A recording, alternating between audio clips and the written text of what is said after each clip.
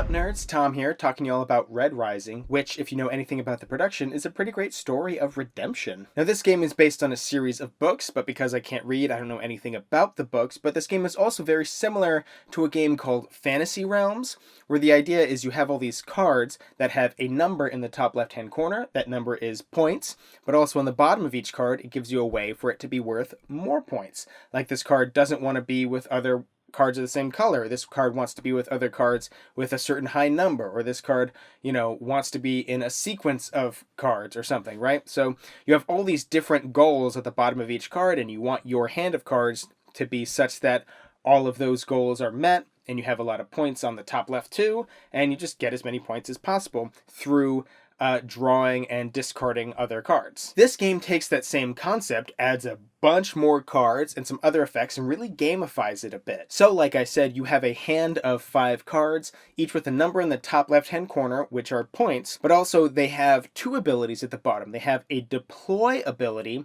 and they have a way, like an endgame way, for them to get more points. The deploy ability is because on your turn, you're generally going to be discarding and drawing up new cards. So you'll always have a hand of 5. There are some wonky cards that will let you gain more cards than that, which of course is always good. If you can end the game with a hand of 7 cards, that's pretty good. And if all those cards meet their goals, you get a lot of stuff there too. But first of all, when you play a card out, there are actually like 4 different rows that you play the card out to. When you play it out, you'll get the deploy ability, which lets you do something, whatever it says at the bottom. And then you pick a card up from another one of those 4 little sections where you didn't play the card. So I'm going to deploy this card over to this section, and then I'm going to pick up a card from this section.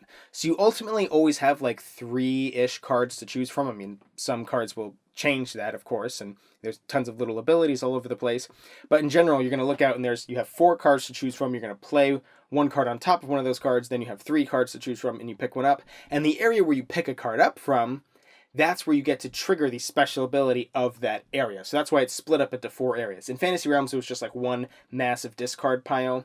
And here you have those 4 areas because you'll get to do the special ability of the area. And they're all pretty simple and just ways to get points. One area lets you advance on a track, which gets you more points the further along the track you are. Another one just straight up gives you one of these helium tokens, which is just 3 points each. Another one is sort of an area control aspect where you get to place your cube on a little section, and whoever has the most cubes gets a certain amount of points, and second most gets fewer points, and so on and so forth. And then the other area essentially lets you do your special player ability, and that's pretty much it. I mean, there's a lot of options in this game, and it does gamify itself up a lot from the original Fantasy Realms concept, but it's still ultimately very simple and very just, play a card, draw a card. You get an ability, you get to do a thing, sure, but you get to just do, it's like advance on a track or place a cube in an area control type of thing or something like that. If you've played enough games before, like, these are all very common concepts to you, so it's not really brain burnery. I mean, there are a buttload of cards, so if you're looking for a specific card, it's going to be really hard.